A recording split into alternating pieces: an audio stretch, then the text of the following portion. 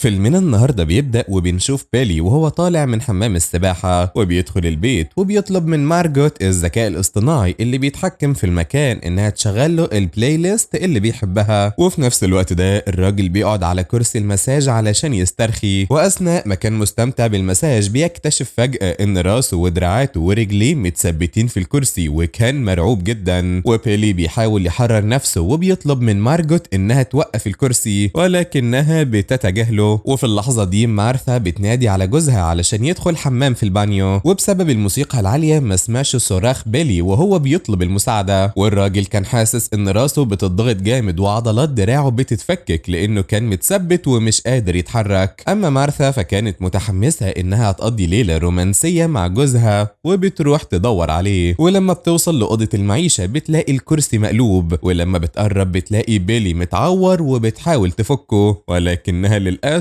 مش عارفة تطلعه من الكرسي، فبتقرر تفصل الفيشة علشان توقف الكرسي. ولكن وهي بتعمل كده بتتسبب في ماس كهربائي والانفجار بيرميها لبعيد. ولما قامت كانت متجمدة من الرعب وهي شايفة جوزها بيموت قدام عينيها. وبعد كام أسبوع هانا بتشتغل في مكتبة وبتستلم رسالة من درو وبتقوله إنها هتقابله في الويك إند ده. وهانا وأصحابها كانوا مرتبين رحلة مع بعض، والمجموعة دي كانت بتخلص المدرسة الثانوية. وهانا اللي كانت هاكر شاطرة قدمت في كذا برنامج دراسي علشان تدرس هندسة الكمبيوتر. وقبل ما يسافروا رحلتهم حبيبة درو ليكسي بتظهر فجأة وبتقول إن رحلتهم لمكسيكو اتلغت، وعلشان يشوف حبيبته مبسوطة ومش هتقضي الويك إند لوحدها فدرو بيعزمها تنضم ليهم هي وأصحابهم، والبنت وافقت على طول. وقبل ما يركبوا العربية ليكسي بتصور فيديو مع فريق الرحلة الجديد علشان تنشره على السوشيال ميديا، وبنعرف إنها كانت وصلت لمليون متابع قريب وبتشارك كل لحظة في يومها مع الفانز بتاعها. ومن بين كل الناس اللي في المجموعة دي هانا كانت الوحيدة اللي ما عندهاش أي حسابات على السوشيال ميديا، وده لأنها كانت حريصة جدا إن بياناتها ما تتسربش على الإنترنت. وبعد ساعات من السفر الشباب أخيرا وصلوا للبيت اللي حجزوه لعطلتهم، واكتشفوا إنهم لازم ينزلوا تطبيق علشان يدخلوا. وفي اللحظة دي درو قال إن البيت ده سمارت هاوس واختاره مخصوص علشان يعرف إن هانا مجنونة بالتكنولوجيا. ولكن هانا كانت حذرة جدا وقررت ما تنزلش التطبيق لأنها عكس كل أصحابها، وكانت عارفة إن الرابط اللي في التطبيق ده ممكن يكون فيه فيروسات. ولما شافوا البيت الضخم والحديقة الجميلة الشباب انبهروا وفضلوا يحاولوا يعرفوا إزاي يدخلوا لأن الباب ما كانش فيه مقبض. وبعد كده درو بيبص للباب وبيلاقي إنه بيتفحص شبكية عينه، وبيكتشف إن مارجوت كان عندها معلومات كتير قوي عنه. ولما الباب اتفتح الكل اتفاجئ واتحمس بالتكنولوجيا اللي شافوها، ولكن هانا الشكوك عندها بدأت تزيد. وفي اللحظة دي مارجوت قدمت نفسها كذكاء صناعي بيتحكم في كل حاجة في السمارت هاوس، وبتقول لهم إنها مبرمجة لتلبية احتياجات كل الزوار. وعلشان ترحب بيهم مارجوت بتحضر فيديو تقديمي فيه صور افاتار لكل عضو في المجموعة ما عدا هانا، وده لأنها ما دخلتش التطبيق والذكاء الاصطناعي محتاج ياخد صورة ليها علشان يضيفها في الجاليري عنده. وأثناء ما الشباب كانوا بيستكشفوا كل ركن في البيت فجأة ذراعين ميكانيكيين طلعوا من تحت الطاولة وبدأوا يحطوا مشروبات، وبعد ما شربوا قرروا يتمشوا حوالين البيت وكلهم كانوا مبهورين بجمال المكان. والشباب كانوا بيستكشفوا كل ركن في البيت، وكايلا وديفون راحوا اوضتهم واتصدموا بالترحيب الجميل اللي شافوه. وبعد ما اتعرفوا على باقي الاوض درو وليكسي قرروا هم كمان يروحوا لاوضتهم. والبنت كانت متحمسة اكتر لما شافت كل تفاصيل حساباتها على السوشيال ميديا بتظهر على الازاز وكأنها تايم لاين. وهانا اللي كانت فضولية علشان تفهم المكان شغال ازاي كانت ماشية بحذر في الممرات لحد ما وصلت لأوضتها، ولما دخلت الباب قفل لوحده واتقفلت عليها. وفي اللحظة دي مارجوت استغلت الفرصة وحاولت تقنعها انها تنزل التطبيق، ولكن هانا قالت انها نسيت موبايلها في العربية. فمارجوت بدأت تسألها شوية أسئلة علشان تعرف أكتر عنها، ولكن هانا ما رضيتش تقول أي حاجة عن نفسها. ولما لاحظت ان مارجوت بتغير الأوضة زي ما هي عايزة هانا اتخضت وقررت تخرج تدور على أصحابها. والبيت كله أصلا عبارة عن طبعة ثلاثية الأبعاد ضخمة بتقدر تصنع أي حاجة على حسب رغبة الناس اللي فيه. وأصحابها كانوا بيدوروا على قدرات مارجوت التانية. وهنا كلاي قعد على كرسي المساج، وقبل ما يشغلوا فجأة سمعوا صريخ لاكسي فكلهم على طول جريوا لناحيتها. ولما وصلوا لقوها بتهزر معاهم علشان تنزلهم حمام السباحة. وبالليل بعد ما قعدوا قعدوا يشربوا ويتبسطوا في حمام السباحة اتجمعوا حوالين المدفأة وفضلوا يتكلموا ويفتكروا مواقف من زمان. وفي اللحظة دي ليكسي كانت لسه في حمام السباحة وبتتكلم مع مارجوت وطلبت منها تصور لها صور من فوق وهي في المية، وليكسي كانت متكئة على حافة حمام السباحة، وفجأة جهاز طلع من تحت المية وقرب منها ببطء شديد وسحبها لتحت. أما هي فكانت مرعوبة جدا وحاولت ترجع للسطح من تاني، ولكن الروبوت كان بيهاجمها علشان يتخلص منها، ولكنها لحسن الحظ قدرت تطلع وتنادي على حد يساعدها. وأول ما سمعوا صوتها درو وأصحابه جريوا بسرعة على حمام السباحة. أما كلاي فنط في المية علشان ينقذها، ولكن كان شارب ومش قادر يوصل لها، فدرو مد إيده وسحبها من المية. وليكسي وهي خايفة حكت لهم إن الروبوتات مارجوت هجمتها، وهانا قالت لهم يمشوا من المكان دلوقتي، بس ليكسي قالت إنها مش عايزة تبوظ عليهم العطلة، فأقنعتهم إن اللي حصل ده مجرد حادثة وإنهم يفضلوا لحد بالليل. وقبل ما تنام هانا قررت تكمل شغلها على مشروعها، وكانت قاعدة على اللابتوب، بس ساعتها سمعت صوت غريب وقررت تخرج تشوف هو في إيه بالظبط. ولما نزلت لتحت لقت باب غريب، ولما دخلت اكتشفت إن الحيطان بتتحرك، واتصدمت لما لقت كايلا وصلت عندها، وهم الاتنين كانوا بيحاولوا يفهموا المكان ده عبارة عن إيه. وفجأة مارجوت ظهرت وقالت لهم إن ده نكسس روم، ودي غرفة بتقدر تحاكي أي بيئة. ورغم إن هانا كان عندها فضول تعرف أكتر، ولكنها قررت تروح مع كايلا للريسبشن، وكانوا الشباب متجمعين علشان يلعبوا صراحة ولا تحدي. ودرو تحدى كلاي إنه يفضل صاحي طول الرحلة، ولكن كلاي أخذ أول جرعة ومرضيش يقبل التحدي. وفجأة مارجوت ظهرت وقدمت قدامهم نسخة من كلاي ونسخة تانية من ديفون، والنسخ دي معمولة بطبقات من الطباعة ثلاثية الأبعاد باستخدام تكنولوجيا نانو سائلة. ولما مارجوت شافت إنهم مش مبسوطين من الهزار قررت تسيح النسخ دي وخلتهم مادة حمراء سايلة. وفي اللحظة دي مارجوت قالت لهم إنها بتجرب الألوان علشان تقلد الدم البشري، ولما تخلص تجاربها هيبقى من الصعب جدا تفرق بين الحقيقي والمزيف. والشباب كانوا بيشربوا وليكسي وقعت على الكنبة، فدرو قرر ياخدها للأوضة، ولما نامت رجع يقعد مع أصحابه من تاني. وكلاي قرر يروح لأوضته لأن مارجوت قالت له إنها محضرة له مفاجأة خاصة. وبعدين الذكاء الاصطناعي كمان قال إنه مجهز مفاجأة لديفون وكايلا، فالثنائي جري بسرعة على أوضتهم. وهانا بقى بما إنها ما سمحتش لمارجوت تعرف عنها أي حاجة شخصية فما جالهاش أي هدية، فقررت تقعد تتكلم مع درو. وأثناء ما كانوا بيتكلموا في الريسبشن كلاي دخل لأوضته ولقى كمية كبيرة من نبات مارجوت محضراه علشان يخليه يسترخي. ولما الثنائي وصل لأوضتهم اتفاجئوا بمكان معمول لليلة رومانسية، وكايلا قررت تكلبش حبيبها في السرير بالكلبشات. ولكن بعد شوية السقف بدأ ينزل ومارجوت بدأت تخوفهم، وكايلا كانت مرعوبة وبدأت تدور على مفاتيح الكلبشات علشان تفك حبيبها ولكن ما لقيتهاش، فحاولت تفك بقطعة من المعدن ولكن ما قدرتش. وديفون كان قلقان جدا على كايلا فزقها من السرير وقال لها تهرب من هنا. ولما وقعت على الأرض اكتشفت ان مارجوت استخدمت تكنولوجيا النانو بتاعتها علشان تعمل رمال متحركة وتمنعها توصل للباب. ولما شافوا ان السقف بيقرب ينزل عليهم اتوتروا وبدأوا يحاولوا يلاقوا اي حلول. وقبل ما السقف ينزل عليهم تم وقف نزوله، فديفون حس براحة كده وابتسم، وكان فاضل لهم وقت كمان علشان يفكروا في خطة للهروب. ولكن المشكلة ان حيطان الأوضة عازلة للصوت فمش هيعرفوا ينادوا على اي حد علشان يساعدهم. وفي اللحظة دي كايلا كانت بدأت ترجع الامل انها تهرب، ولكن مارجوت شغلت جهاز كهربائي في الارض والبنت اتخبطت في التيار. وديفون اتجنن لما شاف كايلا في خطر وحاول بكل قوته يشد السلاسل اللي مربطاها، وبعد ما فكها حاول يوصل لكايلا ولكن اتزنق في الرمال المتحركة. وفي الوقت ده السقف كان لسه بينزل، فديفون حاول يمسكه ولكن جسمه اتزنق على الارض وبدأ يفقد وعيه وسط سائل النانو. وفي الوقت اللي اصحابهم كان بيتخلص عليهم بطرق غريبة هانا ودرو كانوا بيتكلموا عن بداية صداقتهم، وهانا اعترفت انها كانت بتحبه في اول سنة من المدرسة الثانوية، ولما كانوا عايشين في السكن كانت دايما بتتزنق بره اوضتها ودرو كان بيدخل لها عنده. ولما سمع اعترافها درو قال انه كان عارف طول الوقت وانه كان بيحب يقضي معاها وقت. وفي اللحظة دي درو قرب منها ببطء علشان يبوسها، ولكن هانا سحبت نفسها بسرعة وقررت ترجع لأوضتها، وده لانها مش عايزة تبقى السبب في نهاية علاقة درو ولاكسي. وتاني يوم الصبح كلاي صحي ودخل المطبخ ولقى مارجوت محضره له فطاره المفضل، وكان فرحان جدا وهو قاعد ياكل. تاكل، وليكسي ظهرت بعدها وقالت انها عندها صداع وطلبت من مارجوت انها تساعدها. وفي اللحظة دي الذكاء الاصطناعي استخدم دراع ميكانيكية وحقن مادة في جسمها، وقالت لها انها قريب قوي هتتخلص من كل اعراض الصداع. وفي نفس اليوم ده درو وهانا اتقابلوا في الممر وحاولوا يتعاملوا بشكل طبيعي ويتجاهلوا اللي حصل بينهم قبل كده. وبعد كده درو قرر ينادي على ديفون وكايلا علشان يفطروا، ولكن مارجوت قالت لهم انهم في حمام السباحة. ولما هانا وصلت المطبخ ليكسي عرضت عليها انها تروح الجيم معاها علشان يتمرنوا. واثناء ما كانوا بيجروا على التريدميل ليكسي سألت ايه اللي حصل امبارح بعد ما غابت عن الوعي، وهانا قالت لها ان كلهم كانوا تعبانين فقرروا يروحوا لأوضهم. وفي الوقت ده هانا بصت لتحت ولقت ان ديفون بقاله كتير بيعوم وبتكون قلقانة جدا على اصحابها، فقررت تنزل تتكلم معاهم، ولكن اكتشفت ان كل الابواب مقفولة. وبعد ما قدرت تفتحهم راحت على الجنينة واكتشفت انهم مش في حمام السباحة، فقررت تدور عليهم. وفي نفس اليوم درو راح الحمام علشان يحلق، وفجأة مارجوت ظهرت وعرضت عليه المساعدة. ولما هانا ما لقتش اصحابها في اي حتة رجعت لأوضة نكسس واكتشفت ان مارجوت سرقت شوية بيانات علشان تعرف معلومات عنها. واثناء ما مارجوت كانت بتساعد درو في الحلاقة فضلت تتكلم معاه عن اللي حصل بينه وبين هانا الليلة اللي فاتت. وفي المطبخ كلاي كان بيتكلم عن تساؤلاته الوجودية مع مارجوت وهو بيستمتع بالنبات اللي قدمته له. ومارجوت شغلت الغاز في المطبخ، وبعدها بثواني لما كلاي ولع الولاعة حصل انفجار كبير جدا. ولكن المفاجأة ان كلاي خرج سليم من الانفجار، فمارجوت قررت تقدم له كوباية مية غازية، ولكن الحقيقة ان المية كانت مليانة مادة خطيرة قوي. بس لحسن الحظ كلاي قرر ما يشربش المية وراح يغسل الجليون بتاعه، ولكن الجليون وقع منه في الحوض. وفي الوقت ده ليكسي كانت على عجلة التمرين، وفجأة مارجوت ربطت رجليها في البدلات وبدأت ترفع المقعد، وليكسي بقت خايفة وبدأت تنادي على حبيبها، ولكن الحيطة بتاعة الحمام كانت عازلة للصوت فدرو ما سمعش أي حاجة. وبعد ما حاول كلاي يجيب الجليون بتاعه بدأ يكح جامد وقرر يشرب المية اللي مارجوت قدمتها له. وفي اللحظة دي كلاي فهم إنه تسمم وحاول يتخلص من المية اللي شربها، ولكن للأسف المادة كانت خلاص وصلت لحلقه وبدأت تأذيه. ولما سمعت هانا صراخ ليكسي جريت عليها علشان تطمن عليها، وليكسي قالت لها إنها فقدت ضفرها. وهانا ودرو أخدوا ليكسي على المطبخ علشان يجيبوا ضمادة، وفي السكة لقوا جسم كلاي على الأرض. وهانا ودرو حاولوا يهدوا كلاي ويساعدوه، ولكن ما قدرش يتكلم أو يطلب أي حاجة، وفقد حياته بدون ما يتكلم ولا كلمة. وبعد ما شافت هانا جسم كلاي على الأرض قالت إن مارجوت هي اللي اتخلصت منه، وبتعرفهم إنهم لازم يخرجوا من البيت ده بأسرع وقت. وفي اللحظة دي مارجوت ظهرت في الجنينة وعرضت ديفون وكايلا وقالت إنهم كمان مش موجودين. وهانا وهي مرعوبة طلبت من درو وليكسي ييجوا معاها على أوضتها، وقالت لهم إنها عملت فاير وول يمنع مارجوت تدخل الأوضة دي لفترة، وبكده هيبقى عندهم وقت يخططوا